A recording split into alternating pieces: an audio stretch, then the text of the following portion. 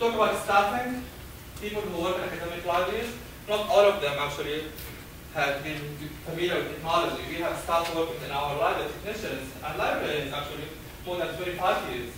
And who said they're doing the job they were hired for very well. Do we need them now? Yeah, we need them. What if they can't cope with this new technology? What if I need new staff? That's a problem with the staffing. What about cost? Did you hear about the recent budget cut in Canadian universities? We have 15% budget cuts in all universities in the coming 3 years. 15% budget cuts. What does it mean? That we will have less people to work and we can't invest in new solutions. So what can we do? Can we buy this new technology, or we can consider other options such as open source software? Even open source software, we need actually management and administration for those solutions. Universities have the capacity to do this, or actually they can work through a consortium and they have a central administration and support for those products.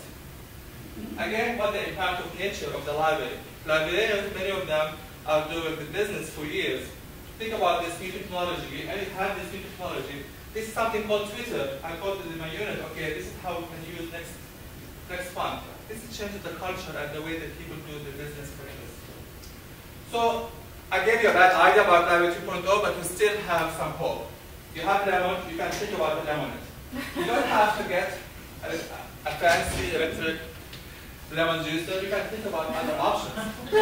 So it doesn't mean you have to go for a macro scale change. And I'll show you some examples of 2.0 applications I use in my courses.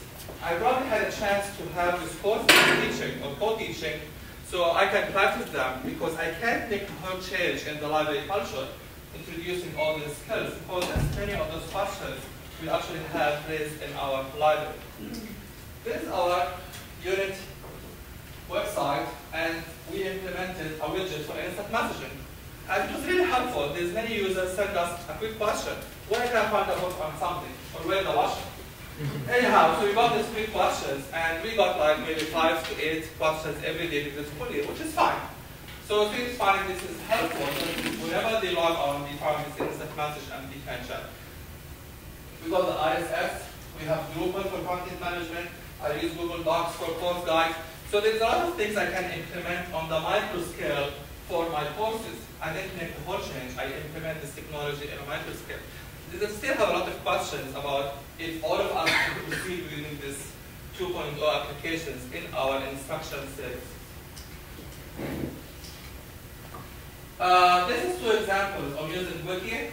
I have this course I'm co-teaching, it's my design course. And in this course we use Wiki, so we have projects assigned to projects. Each group has their own Wiki page, and they work on this Wiki to develop the final report.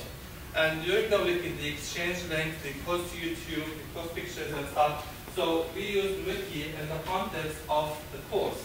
Me as a librarian, I call myself librarian 2.0, I'm not sitting in a library waiting for people to come ask me questions. I am with them in the course page.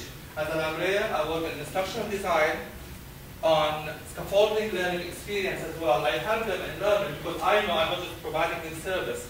I'm not giving them a Google window, they type something and get something. I'm just providing them with a learning experience. So on this wiki, we can actually see how students cooperate, collaborate, participate, and how often they update the product we're working on. Another project is first year students. We build up, for me as a librarian, I know Wiki. I know what Wiki is. I know what the power of Wiki page. Faculty don't know that. Many of them hear about Wiki, but no one worked with them to develop a Wiki page for, let's say, a course or a product. So that's something you as a librarian, you can consider. You know the knowledge of all this technology. Try to outreach with faculty and give them this new technology and work with them to implement them in the learning experience. So we built up this model called Appropedia, which appropriate technology as a model of Wikipedia that students actually work on projects, basic for community, self-development project, and we ask them to post them on a wiki, develop them, and let it open to the world so they can edit and comment on this project and share the experience with other people. So this is something we believe in as librarians, that you generate knowledge, you share it, and this is how you can. So there's a lot of models we consider as 2.0 applications beyond OPAC and changing the interface. There's a lot of things we can consider in our practice as librarians. Talking about social networks, I have this course. It's called Engineering and Social Justice, which is a really nice course because I do have half the students from engineering, half of them from sociology and development studies. They are the same class. And we found in the class last year that most of the discussion is dominated by sociology students. They like to talk and argue. Engineering students are surprised. So we thought sociology students know more about the theory, know about Marx, know about physical theory, know about, engineers. This is the first course we are, outside this engineering thing. They have to work as engineers to make money, and we face the reality of technology. So we built up this social network using Ning, and we have blogs, we have forums, we have stuff, it was easy to set up. I didn't find testing on using social networking that you have to know exactly what to do with your social network, not just to give it space and say, okay, it's over. So, for example, it's a discussion about the internet, a commodity, social good, and I got replies for this one through about 4 or 5 comments on the same day telling me about what they feel about the internet, information technology, information sharing, and stuff. We will have this experience using social networking, not sure about the platform, but we will have the same course will be open to 2 different universities, one here in Canada and one in the States. And then we can have this model, so we can actually have a social networking tool to engage students from different countries, from different perspectives, from different cultures for the same subject. So I think I'm on time, okay. 2.0 provide many opportunities, and they are more challenged like any other technology. Academic life is at a crossroads. We have to find out what we want to need, what we have as library 1.0 before we go to 2.0 or 2.1, 2.2, I don't know where we'll get it. So we have to think about this model where we are now.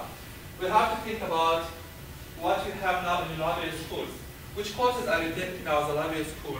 Are you ready for this challenge, or you still having the DU system classification, AACR2, and that stuff you probably wouldn't use whenever you go to any library? So that's a question I'm asking to people who work in library education. Do we prepare our graduates for this new challenge or not? However, we can make an emirate, and this is how it looks like.